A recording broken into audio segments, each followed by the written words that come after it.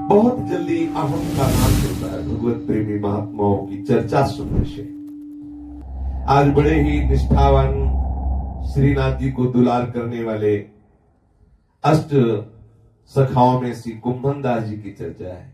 श्री कुंभन दास जी का प्रादुर्भाव गिरिराज जी की तलहटी के समीप ही जमुनावती ग्राम में विक्रम संवत 1525 में कार्तिक कृष्ण पक्ष एकादशी को हुआ था। ऐसा कथन है समाज में कि कुंभ संक्रांति के पुण्य पर्व पर तीर्थ यात्रा के समय एक महात्मा ने आपके पिता को कहा था कि जाओ तुम्हारे पुत्र होगा। तो उसी के वचन से जब ये बालक हुआ तो कुंभ के कृपा प्रसाद से हुआ, इसलिए कुंभन दास नाम रख दिया गया। बाल्यकाल से ही इनकी बड़ी सात्विक प्रकृति थी, शांत, सदैव भगवत चिंतन करना, चंचलता रहित स्वभाव, एकदम गंभीर, ऐसा। अब जो थोड़ा बड़े हुए कवित्व शक्ति इनके हृदय में विराजमान थी। वो कुछ बातें होती है जो भगवत प्रदत्त होती है। और घर में जीविका के लिए थोड़ी सी खेती थी, कृषि, उसी से कुटुंब का भरण पोषण होता था। बड़ा आनंद पूर्वक इनका भजन साधन करते हुए समय कटने लगा। विक्रम संवत 1550 के लगभग श्रीमद वल्लभाचार्य महाप्रभु जी ब्रज की परिक्रमा करते हुए जब गिरिराज जी पधारे तो बहुत लोगों ने वल्लभाचार्य जी के तेज को, भक्ति को देख करके, उनके प्रभाव को देखकर उनकी शरणागति स्वीकार की, उनके शिष्य बने। जतिपुरा में श्री महाप्रभु जी ने श्री गोवर्धन नाथ जी, श्री श्रीनाथ जी का जो प्रादुर्भाव हुआ तो उनकी सेवा प्रतिष्ठा की और बहुत सेवा का विस्तार किया। महाप्रभु श्री वल्लभाचार्य जी के प्रभाव को सुनकर श्री कुंभन दास जी भी दर्शन करने आए। देखते ही प्रभावित हो गए कि वो जिनकी मैं चाह कर रहा था वो ये ही है। ऐसा होता है। कुंभन दास जी एकदम आश्चर्यचकित हो गए महाप्रभु वल्लभाचार्य जी को देख करके कि मेरे हृदय की जो चाह थी वो मुझे प्राप्त हो गई। जे भी मुस्कुरा करके वल्लभाचार्य जी ने श्री कुंभन दास जी की तरफ देखा तो हृदय में इनकी जो मांग थी वो पूरी हो गई। ये आचार्य साक्षात प्रभु ही है, ये सामर्थ्य इन्हीं में है। तत्काल उनके हृदय में बड़ी दिव्य दिव्य लीलाएं स्फुरित होने लगी। कुंभन दास जी संगीत विद्या में परम प्रवीण थे, कंठ भी अति मधुर था। अतः श्रीमद वल्लभाचार्य महाप्रभु ने आपको श्री श्रीनाथ जी के समीप ले गए और कहा इनको पद सुनाओ और नित्य इनकी कीर्तन सेवा मैं तुम्हें प्रदान करता हूं। पद कीर्तन सेवा, रोज आकर समय से श्री श्रीनाथ जी को पद सुनाया करो। श्री कुंभन दास जी श्री श्रीनाथ जी के सामने बैठते हैं और सुंदर जो उनके हृदय में लीला स्फुरित होती वही गायन करते। देखते श्रीनाथ जी की शोभा। श्री महाप्रभु जी कुंभन दास जी के पद सुनकर बहुत प्रसन्न हुए। गुरु को प्रसन्न देखकर कुंभन दास जी अपने को कृतार्थ मान रहे। एक बार एक दुष्ट यवन ने पश्चिम दिशा से आकर ब्रज क्षेत्र में अत्यंत ही उपद्रव किया। वो प्राय मंदिरों को ही लूटता और मूर्तियों को तोड़ता फोड़ता था। अब वो दुष्ट यवन ब्रज में प्रवेश किया, मंदिरों को तोड़ना, मूर्तियों को तोड़ना, लूट लेना। जब ये बात यहां श्री श्रीनाथ जी के परिकर को सुनने को मिली कि यवन की पूरी सेना आ रही है, मंदिरों को तोड़ा फोड़ा जा रहा है, ठाकुर की भी छवि को तोड़ा जा रहा है, सब लूट लेते हैं वो लोग, और गिरिराज जी की तरफ वो सेना आ रही है। जब 5 कोस दूर ही ये यवन लोगों का पड़ाव पड़ा तो श्री श्रीनाथ जी की सेवा में सद्दू पांडे, श्री मानिक चंद जी, श्री रामदास जी भितरिया, श्री कुंभन दास जी ये रहते थे। ये सभी सेवाधिकारी जन आपस में विचार विमर्श करने लगे कि अब क्या किया जाए। तो बोले कि श्रीनाथ जी से पूछ लिया जाए कि क्या किया जाए। तो श्रीनाथ जी से पूछा अब क्या किया जाए। मलेच्छ आया सेना से, बोले हमको लेके भाग चलो, हमको लेके भाग चलो। देखो ये दुलारे प्यारे लाल जो है ना, कोई भगवान तो है नहीं कि चिंता मत करो सुदर्शन चक्र से हम नष्ट कर देंगे, नहीं क्योंकि लाल है ना। पुष्टि मार्ग में यशोदा भाव से दुलार करते हैं आचार्य चरण, और सखा भाव से ये महापुरुष जन दुलार करते हैं। तो आखिरकार बहुत ही नौ किशोर लाल जो है उधर बहुत ही छोटे पालने वाले ठाकुर जी हैं। ठाकुर जी बोले हमें टोड़ को घनो अर्थात बहुत निर्जल स्थल वहां ले चलो। सद्दू पांडे जी ने कहा तुरंत में तो डोली मंगाना और ये सब मुश्किल ही पड़ेगा, एक भैंसा ले आओ।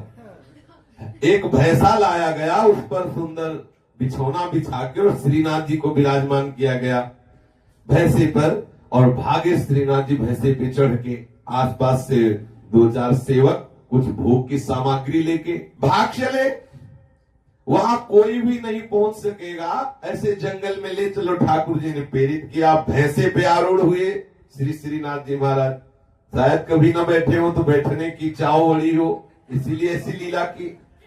अब चारों सेवाधिकारी पैदल दौड़ते हैं आसपास चारों भैंसे के, और बीच में श्रीनाथ जी को बैठा ले और पास में सेवा सामग्री लिए है।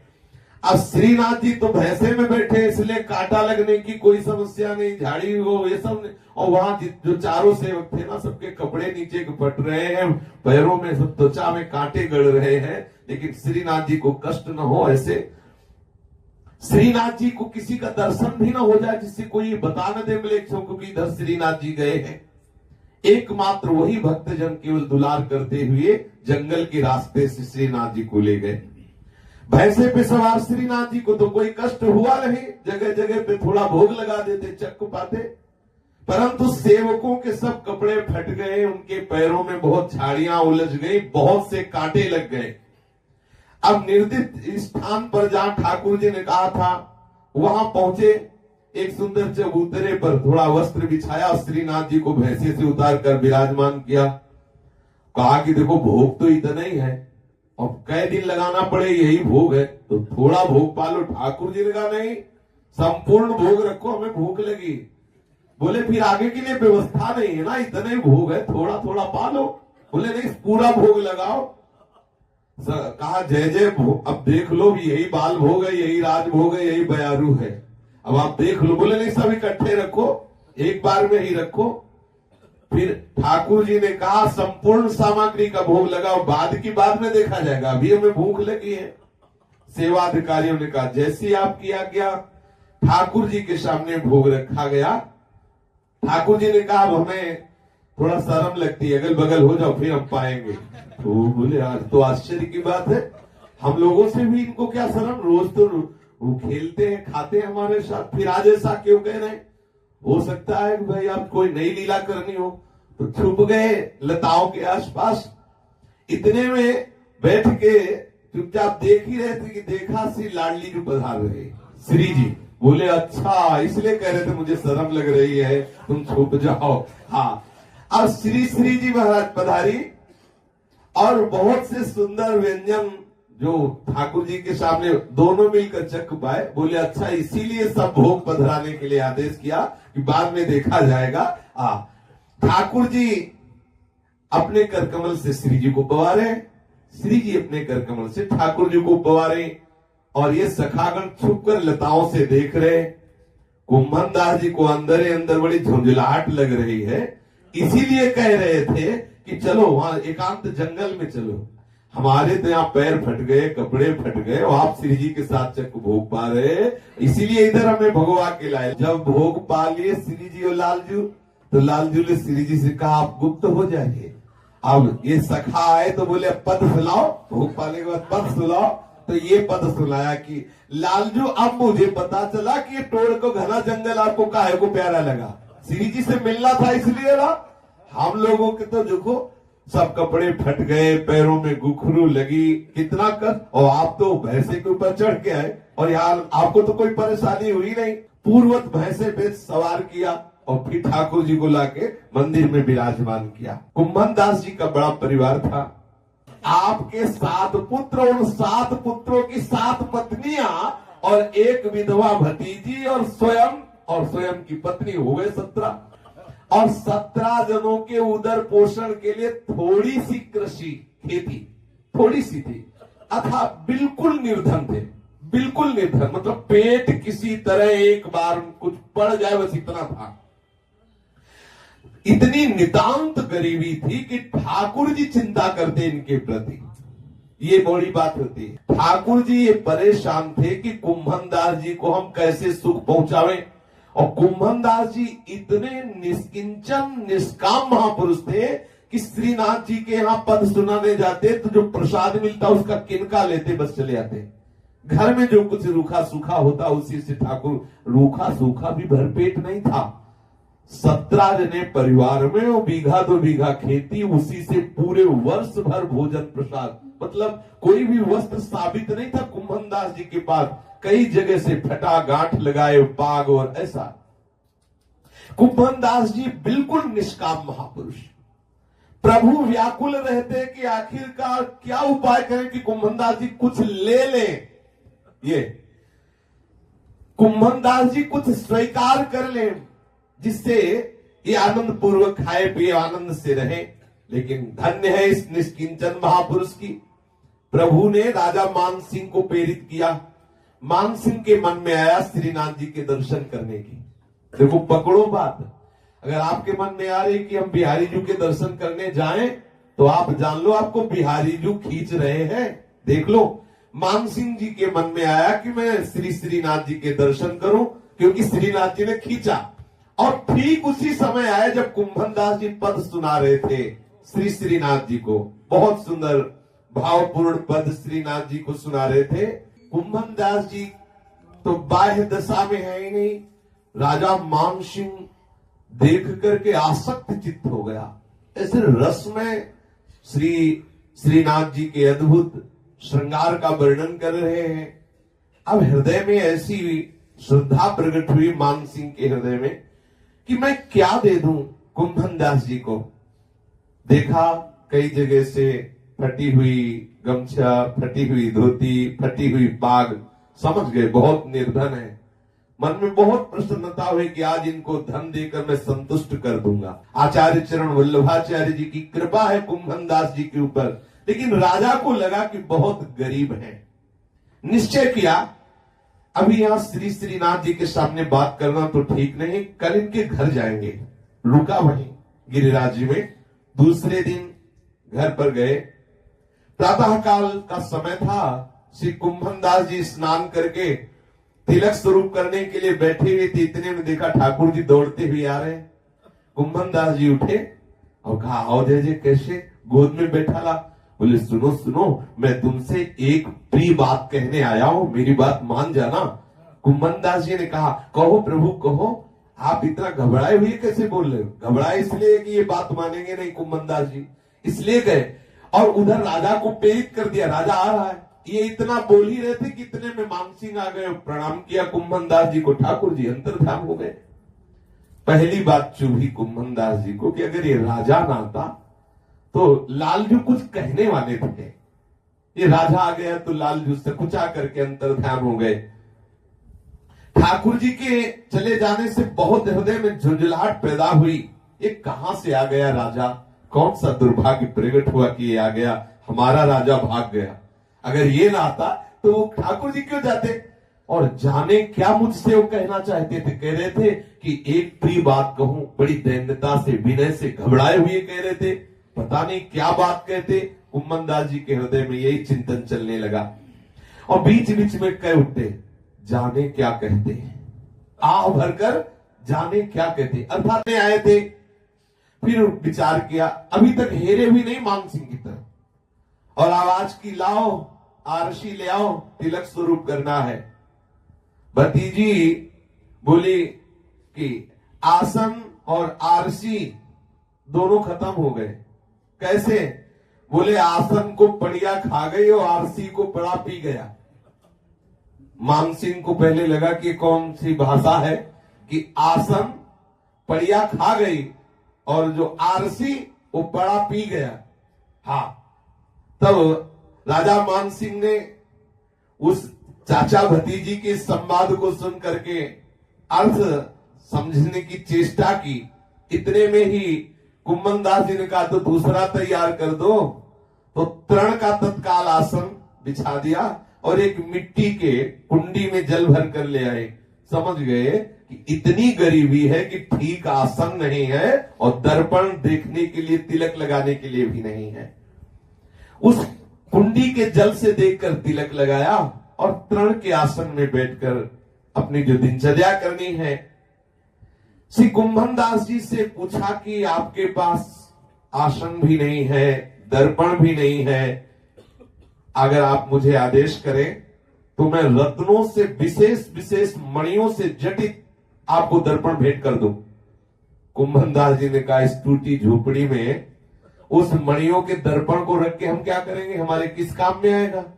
फूस की झोपड़ी में मणिजटित दर्पण रखेंगे तो आसपास से आकर हमारी पिटाई और करेंगे लोग, क्योंकि दर्पण कीमती है तो ले जाएंगे। हमें दर्पण की सुरक्षा की चिंता लगी रहेगी। देखो, हमारे ऊपर श्री श्रीनाथ जी की बहुत कृपा है, हमें आपसे दर्पण नहीं चाहिए। राजा मान सिंह ने हाथ जोड़ा और 1000 स्वर्ण मुद्राएं अर्पित की, ये तो ले लो। कुंभन दास जी ने कहा, नहीं, हमें जो श्रीनाथ जी ने रूखा सूखा दिया वही हमारे लिए पर्याप्त है। जो हमारी खेती से पैदा हुआ अन्न है, हम उसी से उदर पोषण करते हैं। मुझे आपकी 1000 स्वर्ण मुद्राएं बिल्कुल नहीं चाहिए। हार गया राजा मान सिंह।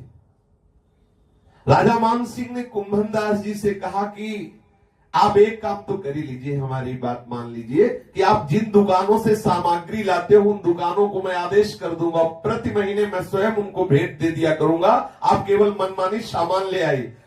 कुंभन दास जी ने कहा, ऐसी कोई सामान है नहीं जो दुकान से हम लाए। रूखा सूखा जो हमारी खेती में होता है उसी को उबाल के हम पा लेते हैं, हमारे यहाँ दुकान में नहीं जाया जाता। एक तो वैसी खेती थोड़ा अन्न पैदा होता तो दुकान में वो जाए जिसके धन हो, इनके पास तो धन है नहीं। बोले ऐसी कोई सामान नहीं आती जो दुकान से आवे।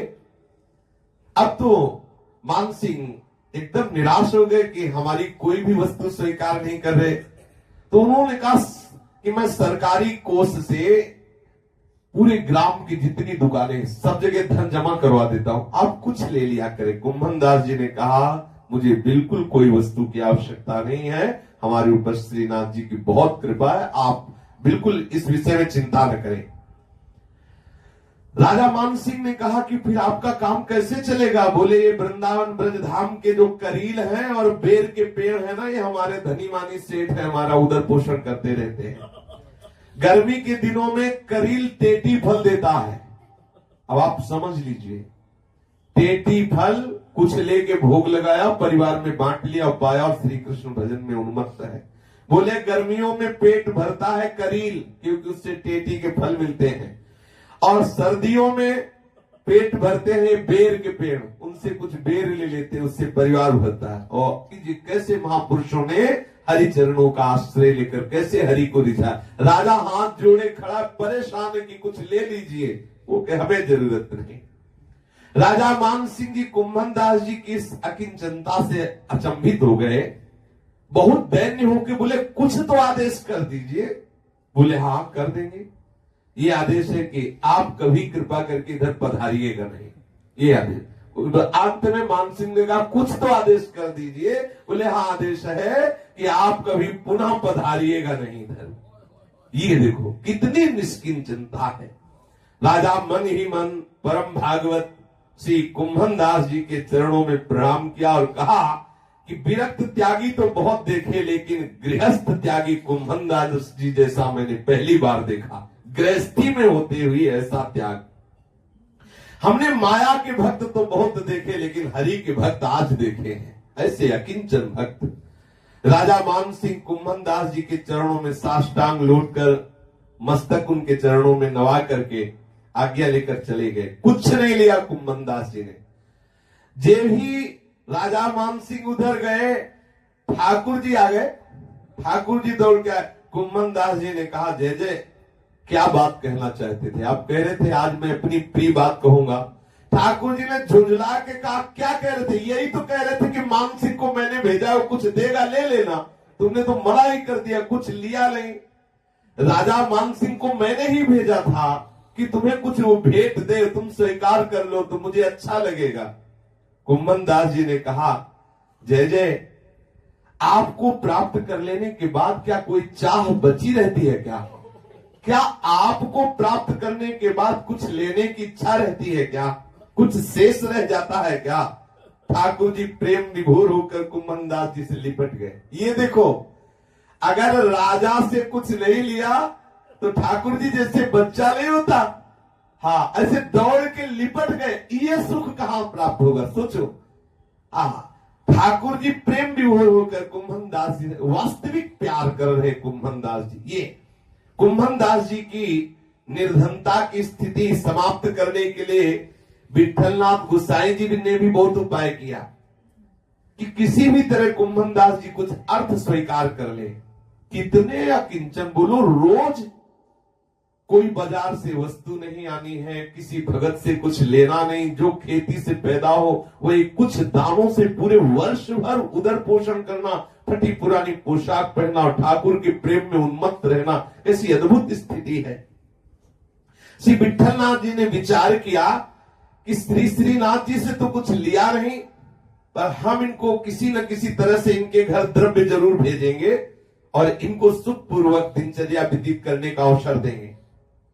तो गोसाई जी ने कहा कि हमारे साथ तीर्थ यात्रा में चलो, और मन में सोचा वहां अपने जो शिष्य वैष्णव जन है उनसे कुछ भेंट दिला देंगे तो ये आएंगे और इनका खूब सुंदर जो घर में ठाकुर भोग सेवा आदि है वो चलती रहेगी। विक्रम संवत 1631 में द्वारिका यात्रा के लिए अपने साथ ले चलने के लिए कुंभन दास जी को आदेश कर दिया आचार्य चरण ने। श्री कुंभन दास जी आज्ञा स्वीकार किए, क्योंकि ना तो कह नहीं सकते थे, आचार्य परिकर है, गुरुजन है। राजभोग आरती करके प्रस्थान किया। गिरिराज के समीप अप्सरा कुंड में अभी सायंकाल विश्राम ही किया।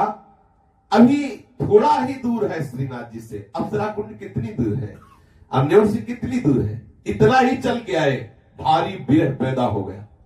कुंभन दास जी के हृदय में ऐसा लगा मानो कल्पों से मैं श्रीनाथ जी से नहीं मिला हूं। ये देखो प्रेम का स्वरूप। विकल हो गए, विरह व्याप गया, नेत्रों से अश्रु चलने लगे और हाय हाय हृदय से और गा पड़े। विकल होकर ये जो ही पदगान किया गोसाई जी ने सुना, विचार कर लिया इनके तो प्राण निकल जाएंगे, अभी तो गिरिराज की तलहटी में ही है, इनके तो प्राण निकल जाएंगे, ये तो ब्रज से बाहर जी नहीं सकते, ये तो श्रीनाथ जी से दूर रह नहीं सकते। तत्काल कुंभन दास जी को विठलनाथ गोसाई जी ने आदेश किया, आप हमारे साथ मत चलो, अब वापस हो जाओ, जाओ श्रीनाथ जी की सेवा में तुम जाओ, तुम श्रीनाथ जी के बिना जी नहीं सकते। श्रीनाथ जी के श्री चरणों की तरफ भागे। गोसाई जी ने आज्ञा कर दी, आके श्रीनाथ जी के चरणों में लौट गए। जब दर्शन किया तब हृदय शीतल हुआ। एक बार श्री विठलनाथ गोसाई जी के पुत्र श्री गोकुलनाथ जी एवं श्री बालकृष्ण जी ने कुंभन दास जी से कहा कि आप श्री ठाकुर नवनीत जी के दर्शन करने के लिए गोकुल चले।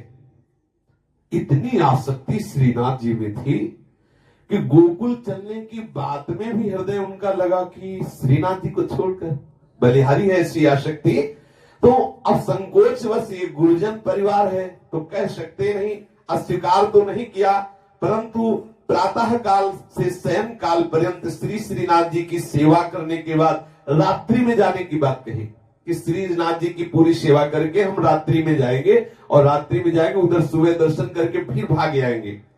तदनुसार आप रात्रि के समय श्री भगवत चर्चा करते हुए चले। आपको श्री यमुना के तट पर पहुंचते पहुंचते प्रातः काल हो गया।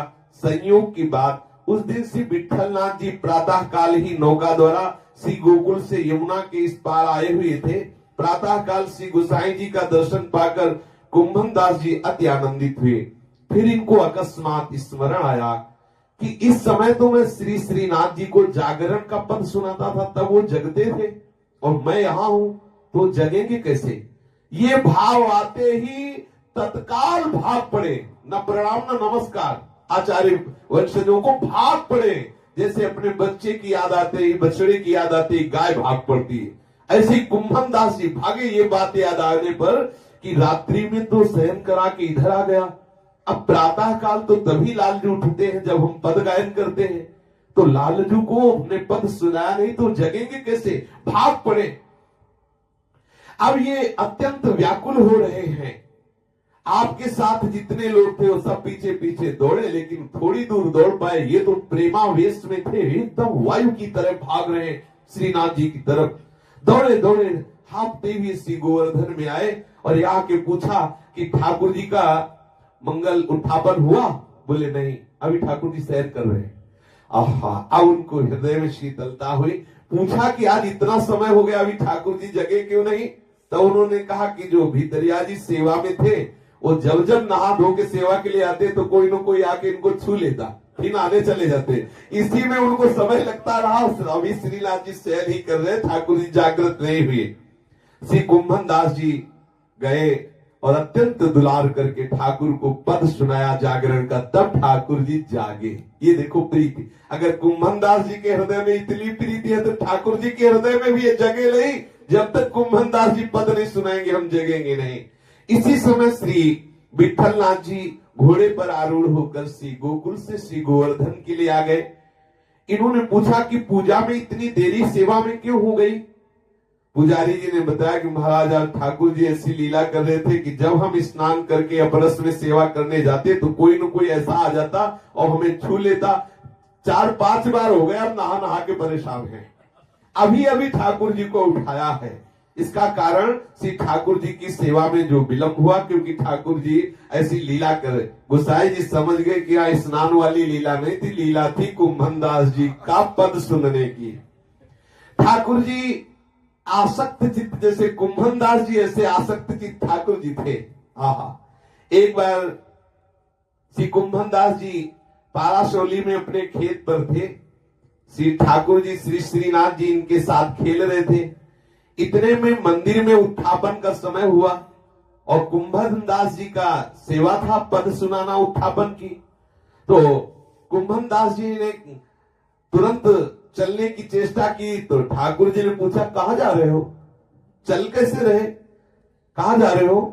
कुंभन दास जी ने कहा कि ठाकुर जी की उत्थापन के समय में हमें पद गाने की सेवा है। तो बावरे और ठाकुर जी तो मैं हूं, मैं तो तुम्हारे साथ हूं, कि तुम्हें मंदिर में जाने की क्या जरूरत है? किसके दर्शन के लिए जा रहे हो? किसका उत्थापन कर? मेरे ही तो। कुंभन दास जी ने कहा ये बात आपकी तो ठीक है, आप हमसे प्यार करते हैं, हम पे कृपा करते हैं, आप हमें दर्शन दे रहे हैं, किंतु आपके इस रूप पर विश्वास नहीं। आप कब भाग जाओ हमारे बस की बात नहीं है, लेकिन जो आप श्री श्रीनाथ जी के रूप में आचार्य के द्वारा प्रतिष्ठित रूप में हो, आप भाग नहीं सकते। इसलिए देखो हम उनकी सेवा, वो स्वरूप की सेवा नहीं छोड़ सकते। आपको क्या अभी अंतर ध्यान हो जाओ, आप स्वतंत्र हो, लेकिन वो आचार्य के द्वारा प्रतिष्ठित आपका रूप है, आप वहां अंतर ध्यान नहीं हो सकते। क्षण भर के लिए भी आप अपनी वहां मनमानी नहीं कर सकते, आचार्य के अधीन हो वहां। अतः हमें मंदिर में जा करके और वहां जो हमें सेवा मिली वो अवश्य करना है। वहां पर जो दर्शन होता है वो आप आचार्य के अधीन होते हो, इसलिए हमें कोई भय नहीं कि आप अंतर ध्यान हो जाओगे। लेकिन यहाँ आप स्वतंत्र हो, इसलिए मैं यहाँ रुकूंगा नहीं। उत्थापन का समय हो रहा, मैं जाऊंगा और वहां पद गाऊंगा। श्री ठाकुर श्री श्रीनाथ जी ने कुंभन दास जी के सगाध प्रेम को देख करके बहुत ही आनंदित हुए और हृदय से कुंभन दास जी को आलिंगन किया, हृदय से लगा लिया और कहा चलो तुम्हारे साथ ही चलते हैं। एक बार की बात है कि श्री विठलनाथ गोसाई जी का जन्म दिवस था। वे श्री गोकुल में गए हुए थे। ठाकुर जी ने भक्तों को बुला के कहा कि देखो ये गोसाई जी हमारा जन्मदिन तो बहुत दिव्य उत्सव मनाते हैं। ठाकुर जी ने कहा लेकिन गोसाई जी का जन्म उत्सव क्यों नहीं मनाते? जब वो हमारा जन्म उत्सव मनाते हैं, वो आचार्य हैं, गुरु हैं, तो उनका भी जन्म उत्सव मनाना चाहिए। ठाकुर जी ने स्वयं कहा और उनका अनिवार्य है उत्सव मनाओ। तो भक्तों ने पूछा जय जय कैसे उत्सव मनाए? अरे बोले चक भोग लगाओ, वैष्णवों को पवाओ, नाम कीर्तन करो और सबको बताओ कि आचार्य का जन्म उत्सव, गुरु का जन्म उत्सव मना रहे। ठाकुर जी से पूछा तो फिर भोग काहे का लगावे, आप ही बता दो। ठाकुर जी ने कहा गरम गरम जड़िया जलेबी का भोग लगाओ। हाँ, जलेबी का भोग लगाओ।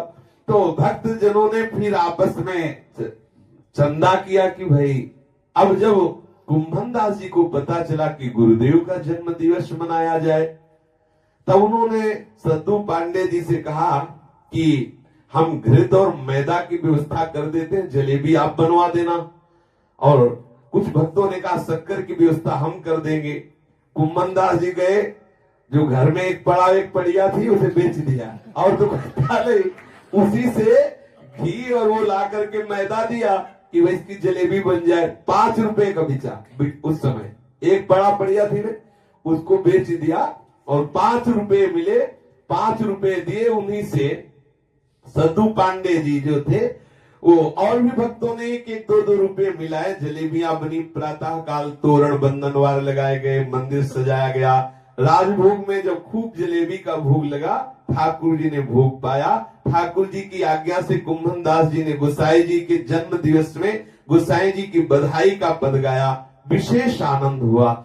जब दोपहर में श्री गोसाई जी पधारे तो द्वार पर बना हुआ तोरण बंधनवार भोग में जलेबी का भरा टोकरा देकर पूछा, आज कौन सा उत्सव है? सेवकों ने बताया कि महाराज आज आपका जन्म उत्सव मनाया जा रहा है।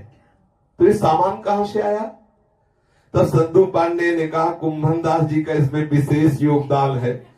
तो गोसाई जी ने कहा, था क्या इनके पास? तो बोले, एक बढ़िया थी, वो भी बेच करके गुरु उत्सव बना दिया।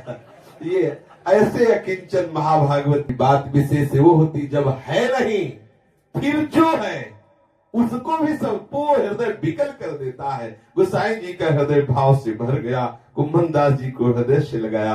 विक्रम संवत 1602 के समकालीन जब विठलनाथ गोसाई जी ने ब्रज भाषा के अष्टछाप कवियों की स्थापना की, तब उसमें श्री कुंभन दास जी एवं उनके सुपुत्र श्री चतुर्भुज दास जी को भी सम्मिलित किया। अष्टछाप के कवियों में श्री कुंभन दास जी सबसे अधिक दीर्घ जीवी हुए। 115 वर्ष रह करके श्री श्रीनाथ जी को पद सेवा की। सुनाई, 115 वर्ष। विक्रम संवत 1640 के लगभग श्री ठाकुर श्री श्रीनाथ जी की नित्य सेवा में सम्मिलित हुए।